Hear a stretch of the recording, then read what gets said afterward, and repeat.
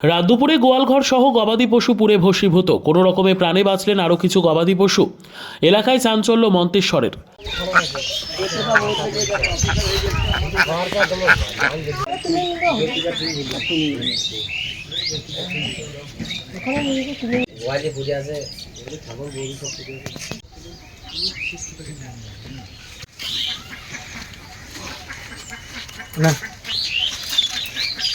রাত দুপুরে এক গোয়ালবাড়ির গোয়ালঘরে আগুন লাগার ঘটনা ঘটেছে মন্তেশ্বর ব্লকের দেনুর গ্রামে। শুক্রবার রাত প্রায় 12টা থেকে রাত 1টা নাগাদ দুর্ঘটনাটি ঘটেছে দেনুর গ্রামে। দেনুর গ্রামের এলাকাবাসী সূত্রে জানা যায়, মন্তেশ্বর ব্লকের দেনুর গ্রামের ভাগ্যধর মাঝির মাটির দেওয়ালের ওপর বাঁশ কাঠের অ্যাসবেস্টার চাল বিশিষ্ট 2 কুঠুরির একটি গোয়ালঘর ছিল। প্রতিদিনের মতো মশা থেকে গোয়ালঘরের গবাদি পশুদের রক্ষা পাওয়ার জন্য গতকাল রাতে গবাদি পশু থাকা গোয়ালঘরে ধোঁয়া দেন গোয়ালঘরের মালিক ভাগ্যধর মাঝির পরিবারের লোকজন। রাত 1টা নাগাদ ভাগ্যধর মাঝির পরিবারের এক সদস্য ঘুম থেকে উঠে বাথরুম যাওয়ার সময় দেখে গোয়ালঘরের চালে আগুন লেগে দাউ দাউ করে জ্বলছে। তিনি কোনো রকমে বসত বাড়ি থেকে বেরিয়ে চিৎকার চেঁচামেচি করে। তারপর ভাগ্যধর মাঝি সহ পরিবারের অন্যান্য লোকজনদের চিৎকার চেঁচামেচিতে পাড়া প্রতিবেশী ও গ্রামের লোকজন ঘুমন্ত অবস্থা থেকে ছুটে এসে এলাকায় পুকুরে মোটর পাম্প চালিয়ে জল দিয়ে 2 ঘন্টা পর আগুন নিয়ন্ত্রণে আনে।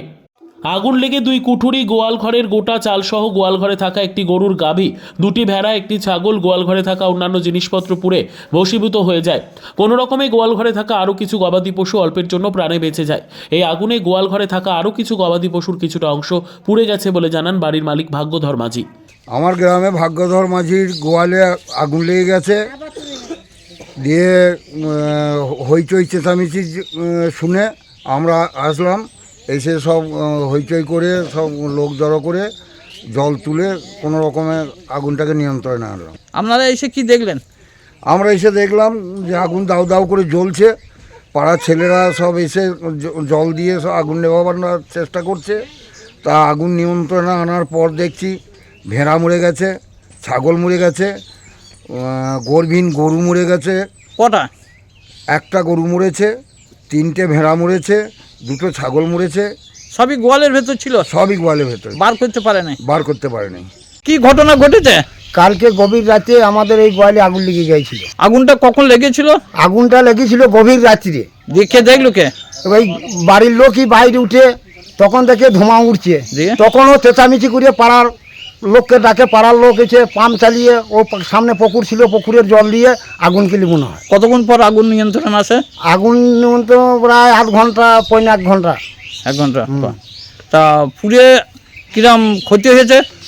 ক্ষতি মোটামুটি 3.5 থেকে 4 লাখ টাকার মাল আমাদের ক্ষতি হয়ে গেছে। ক্ষতি এই আগুন কিভাবে লেগেছে বুঝতে পারছেন? আগুনটা কিভাবে লেগেছে আমরা বুঝতে পারছি না, কিন্তু গোয়ালে ধোঁয়া দেওয়া ছিল। ধোঁয়া দেওয়া ছিল। অন্য কিছু ভাবে লেগেছেন? না না, অন্য কিছুভাবে লাগেনি। হচ্ছে ভাগ্যধর মাঝির বাড়িতে গত রাতে, গভীর রাতে তার গোয়ালে আগুন লেগেছিল এবং কিছু হচ্ছে 3-4টি গরু মারা গেছে, 3-4টে ভেড়া মারা গেছে, এবং খাসি মারা গেছে। তার জন্য আমরা এখানে এসেছি। অন্য কিছু ভাবে মানে কেউ লাগিয়ে দেয় মনে করছেন? না না না, সেভাবে কিছু মানে বোঝা যাচ্ছে না। যে গোয়ালে ধোঁয়া দিয়েছিল সেখান থেকে অনুমান করা হয়েছে। মন্তেশ্বর থেকে জ্যোতির্ময় মণ্ডলের রিপোর্ট, পিবি নিউজ।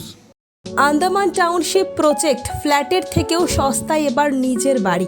প্লট করার জায়গা মাত্র 1,80,000 থেকে 3 লক্ষ টাকা কাঠা, এবং সাথে সাথে নিজের নামে অগ্রিম রেজিস্ট্রি করে নিন।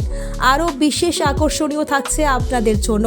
রাস্তা থাকছে 12 থেকে 16 ফুট চওড়া, 24 ঘন্টা জল ও বিদ্যুৎ সরবরাহ, পরিকল্পিত ড্রেনেজ ব্যবস্থা ও নিরাপত্তার ব্যবস্থা থাকছে, এবং আরও থাকছে স্কুল, একই ছাদের তলায় সর্বশিক্ষা, লেক পার্ক, খেলার মাঠ, সুইমিং পুল, হাসপাতাল, ব্যাংক, এটিএম, শপিং মল ইত্যাদি।